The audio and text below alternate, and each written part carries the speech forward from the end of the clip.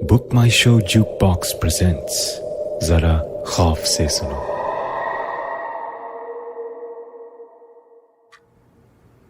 मैं सेशन शुरू कर रहा हूँ ऋचा जी, और फिर से आपको बता दूं, we are recording this session. मैं डॉक्टर तरुण अग्रवाल हूँ और ये सेशन है मिसेस ऋचा बहल के साथ। The date is 2 November 2017, the time is 6:05 PM। हटो हटो, go away, go. Please please सीधे बैठेंगी आप ऋचा जी, प्लीज। सॉरी, लेकिन वो कीड़े मुझे काट रहे हैं। उन पर ध्यान मत दीजिए, मेरी आंखों में देखिए और कहीं नहीं। आप बहुत थकी हुई हैं, कई दिनों से सोई नहीं है आप सोना चाहती हैं। आपको आराम की सख्त जरूरत है। आप चैन की नींद सोना चाहती हैं, और नींद आपके बिल्कुल सामने है, एक स्विमिंग पूल के शांत ठंडे पानी की तरह। बस एक एक करके कदम उतारिए नीचे, संभाल कर, धीरे धीरे। अब आपके पैर नींद में डूब चुके हैं। अब धीरे धीरे बदन को नींद के शांत पानी में उतरने दीजिए। कंधों तक नींद में डूब चुकी हैं आप। सारे बदन की थकान उतर चुकी है। कैसा लग रहा है? बेहतर, बहुत अच्छा। अब बस दिमाग को भी शांत कर लीजिए, सो जाइए, और नींद की इस शांत शीतल सुंदर दुनिया में मिलिए अपने फ्रेंड से, जो आपकी हेल्प करने आया है। इसी फ्रेंड को ढूंढ रही थी ना आप? क्या बताना चाहेंगे इस फ्रेंड को? हाय। हेलो, रिलैक्स, परेशान होने की अब कोई जरूरत नहीं है। यहाँ तुम बिल्कुल सेफ हो। थैंक्स, पर वो जो मेरा पीछा कर रहा था वो यहाँ नहीं आ सकता। यहाँ सिर्फ तुम हो और मैं। ओके। तो बताओ, उस रात क्या किया तुमने? मैंने उसे कई बार मारा था। 4 बार तो सर पे मारा था उसे, वो भी काफी बड़े पत्थर से। और वहीं जंगल में दफनाया था, है ना? हाँ। गड्ढा तुमने खुद खोदा था? हाँ, काफी देर लगी गड्ढा खोदने में। सुबह हो गई थी। वहां जमीन में बहुत कीड़े थे पहले से? हाँ। क्या वही कीड़े तुम्हें अब भी काटते रहते हैं? हाँ, वो मेरा पीछा करते रहते हैं, हर जगह पहुंच जाते हैं। मुझसे नाराज हैं, मैंने उनका घर खराब किया। ओह, अच्छा। तो फिर गड्ढा खोदकर तुमने उस लाश को वहां दफन किया? यस, और मैं घर चली आई।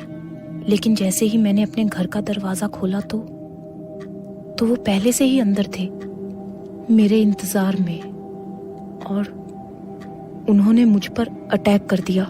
किसने? कौन थे तुम्हारे घर में? वो कीड़े। उन्होंने मुझे अंदर घसीट लिया और वे मुझे काटने लगे। तो क्या किया तुमने?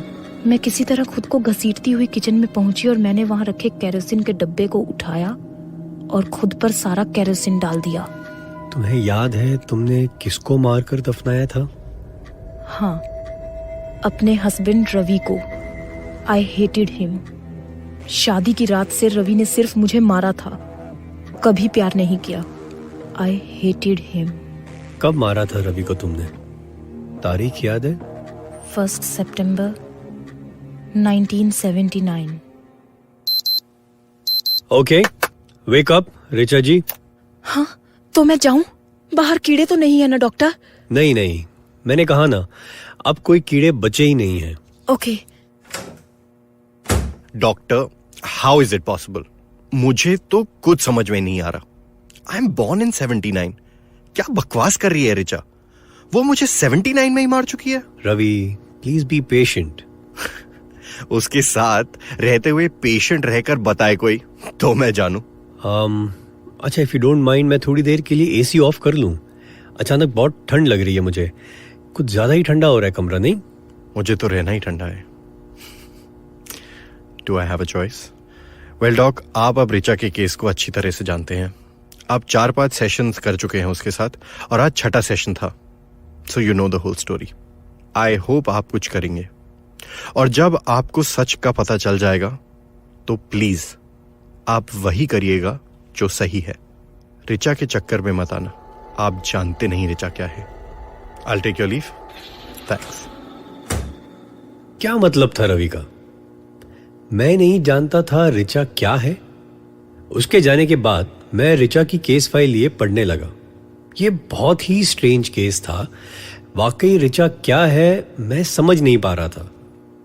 कभी लगता था ये रीइंकार्नेशन या पुनर्जन्म का केस तो नहीं, तो कभी लगता था क्या ऋचा ने किसी और का खून होते हुए देखा था बचपन में। लेकिन उसकी अपनी फैमिली हिस्ट्री तो क्लियर थी। एक बार लगा कि शायद ऋचा फ्यूचर की एक झलक देख रही है, मतलब वो अपने पति को मारने वाली है। लेकिन फिर वो इतने यकीन से डेट कैसे बताती है, 1 सितंबर 1979। यही सब सोचता बैठा था जब डोर पे एक नॉक हुई और मेरी सेक्रेटरी अंदर आई। कुछ साइन करवाना चाहती थी मुझसे, लेकिन वो मुझे देखकर रुक गई और इधर उधर ऊपर देखने लगी। क्या हुआ संजना? सर, आपने एसी क्यों नहीं चलाया हुआ है? पसीने पसीने हो रहे हैं आप। एसी काम नहीं कर रहा है क्या? और मैंने नोटिस किया कि वाकई मैं तो पसीने में भीग रहा था। लेकिन रवि को गए तो कुछ 15-20 मिनट ही हुए थे और तभी मैंने एसी ऑफ किया था। एनीवे, मैंने संजना से कहा अगर कोई और अपॉइंटमेंट्स नहीं है तो मैं घर जा रहा हूं। और मैंने अपना ब्रीफकेस उठाया, ऋचा की फाइल उसमें रखी और ऑफिस से निकल गया। गाड़ी में बैठकर मैं ऋचा के बारे में ही सोचता जा रहा था। सड़क पर मेरा ध्यान इतना ही था कि मैं रेड लाइट्स पर रुक रहा था और गाड़ी सीधी चला रहा था। लेकिन अचानक मैंने देखा कि मैं किसी सुनसान इलाके में पहुंच गया था। सड़क बिल्कुल खाली थी। मैं कहां था कुछ पहचान में नहीं आ रहा था और फिर मेरी कार भी स्टॉल होने लगी। झटके खा के इंजन ऑफ हो गया। It was damn strange. मैंने कार स्टार्ट करने की कोशिश की लेकिन कार तो जैसे जवाब दे गई थी। मैं उतरा और मैंने अपनी चारों ओर देखा। Where was I? अगल बगल में बस पेड़ ही पेड़ थे। मैं कुछ कदम आगे चला टू चेक द प्लेस और तब मेरी नजर पड़ी एक बड़े से गेट पर। गेट के ऊपर एक बोर्ड लगा हुआ था, सितंबर गार्डन। यानी मैं सिटी लिमिट्स के बाहर था। यह बहुत पुराना गार्डन था, ब्रिटिशर्स के टाइम का, और अब तो उसका नाम भी चेंज होकर गांधी पार्क हो गया था। लेकिन फॉर सम रीजन इस नाम का बोर्ड गेट के साइड में लगा हुआ था। मैं मुड़कर वापस अपनी कार की तरफ जाना चाहता था लेकिन मेरे कदम आगे गार्डन की ओर बढ़ते चले गए और मैं अंदर घुसा गेट के और बस चलता गया। मैं पहले कभी यहां आया नहीं था। काफी बड़ा गार्डन था, बहुत सारे पेड़ थे, सबके सब यूकेलिप्टस के, और हर एक पेड़ पर एक नंबर पेंटेड था। मेरे लेफ्ट में 1 से शुरू होकर 2, 3, 4, 5 ऐसे करके एक स्ट्रेट लाइन में पेड़ ही पेड़ थे और मैं उन्हें गिनते हुए आगे चला जा रहा था। और सडनली 19 नंबर का पेड़ दिखा मुझे और मैं वहां रुक गया। मेरे दिमाग में कुछ और ही कैलकुलेशन चल रहा था और मैं मुड़ा तो मेरे राइट साइड पे मैंने देखा, राइट साइड में भी पेड़ ही पेड़ थे और जो पेड़ मेरे सामने था उस पर 79 नंबर पेंटेड था। What the hell was this? 1979 September garden.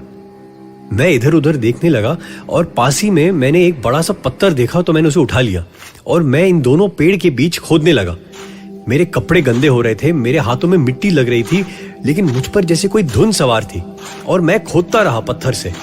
फिर जब नीचे की लूज मिट्टी तक पहुंचा तो हाथों से निकाल कर परे फेंकने लगा। जब मेरे हाथों ने कुछ सॉलिड सा छुआ और थोड़ी और मिट्टी हटाते ही मेरे सामने एक स्केलेटन मिट्टी में से झांक रहा था। मैं घबरा गया, पीछे को हुआ और तभी मैंने एक नॉक सुनी और मुड़कर देखा तो मेरी सेक्रेटरी खड़ी थी, संजना। क्या हुआ सर? आपकी चीख सुनी तो मैं एकदम। हाँ, मैंने अपने अगल बगल देखा तो मैं अपने ऑफिस में ही था। सर, आप तो बिल्कुल पसीने पसीने हो रहे हैं। ये क्या हो रहा था? मैंने देखा एसी ऑफ था, घड़ी में 7:30 बज रहे थे, मतलब रवि को गए हुए कुछ 20 मिनट हुए होंगे। तो क्या मैंने एक बुरा सपना देखा? और तभी संजना ने कहा, सर आपके हाथ गंदे कैसे हो रहे हैं सर, देखिए।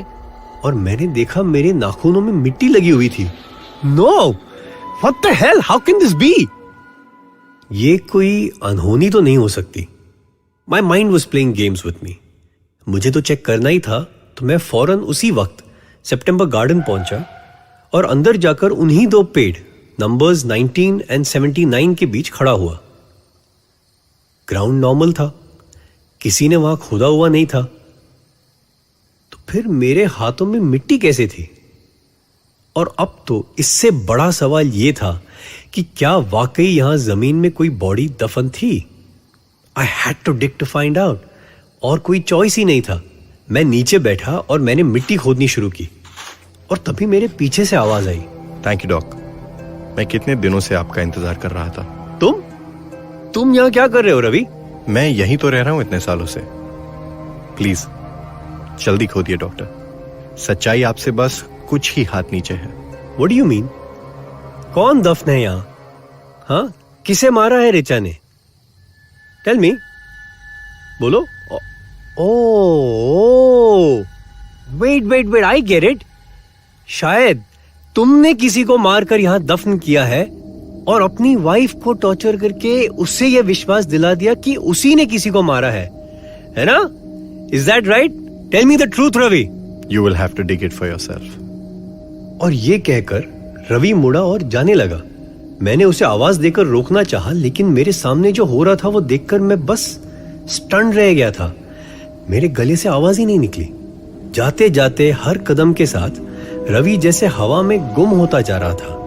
He was just evaporating into thin air.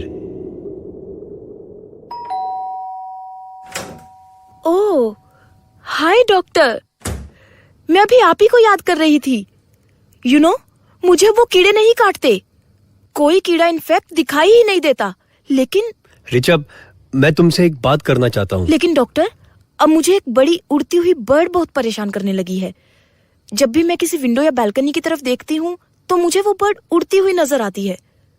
Ravi ने मुझसे कहा था कि सच जानने पर मैं वही करूं जो सही हो। मुझे पुलिस के पास जाना चाहिए था, यहाँ नहीं आना चाहिए था। पर वो बर्ड डॉक्टर ऊपर को नहीं उड़ती। ऐसा लगता है जैसे वो मेरे हाथों से उड़कर नीचे की ओर डाइव कर रही है, हवा में।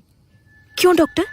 अब बैठ जाओ रिचा, तुम हाइपर हो रही हो, थक जाओगी। सिट डाउन और मेरी आंखों में देखो। You need to rest, calm down, तुम्हें कुछ नहीं होगा। मेरे पास और कोई चॉइस नहीं थी। मुझे किसी भी तरह रिचा को कंट्रोल करना था। क्यों डॉक्टर? क्या वो बर्ड अपना शिकार उठाने नीचे को उड़ रही है? मैं बहुत डर जाती हूँ उसे देखकर डॉक्टर। मैं सोचती हूँ कि आगे बढ़कर नीचे झांक कर देखूं वो बर्ड कहाँ गई, लेकिन मेरी हिम्मत ही नहीं होती आगे बढ़ने की। जब भी उसे देखती हूँ तो डर के फ्रीज हो जाती हूँ जैसे। अपनी आंखें बंद करो रिचा, कुछ मत बोलो, सिर्फ मेरी आवाज सुनो और जैसा मैं कह रहा हूँ वैसा ही करती रहो। हाँ, सुन रही हो ना मुझे? मेरी आवाज तुम्हारे कान तक पहुंच रही है ना रिचा? रिचा, तो बताओ, कितने साल पहले मारा था तुमने रवि को? मैंने बताया ना डॉक्टर, 1 सितंबर 1979। तुम मुझे सच बताओ रिचा, मैं तो तुम्हारा दोस्त हूँ ना? डॉक्टर, वो बर्ड मुझे फिर दिखाई दे रही है। वो नीचे उड़ने लगी है। मैं देखना चाहती हूँ डॉक्टर, मैं जानना चाहती हूँ वो कहाँ जा रही है, क्या करने जा रही है। डॉक्टर मुझे देखना है डॉक्टर, मुझे देखना है। मैं देखना चाहती हूँ doctor.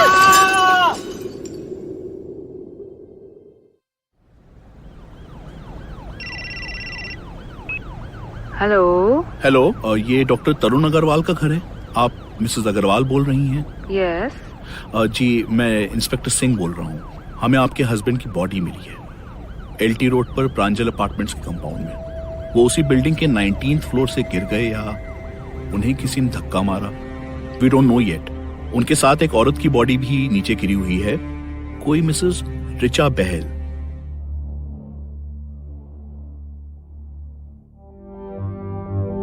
"1979" was written by Isha Sharma and Satyam Tripathi. Directed by Satyam Tripathi, with performances by Karthik Sitaraman, Charu Gupta, Kabir Chandra, and Veera Saxena. Come back next week for another horrifying story called The Deadly Park, exclusively on Book My Show Jukebox.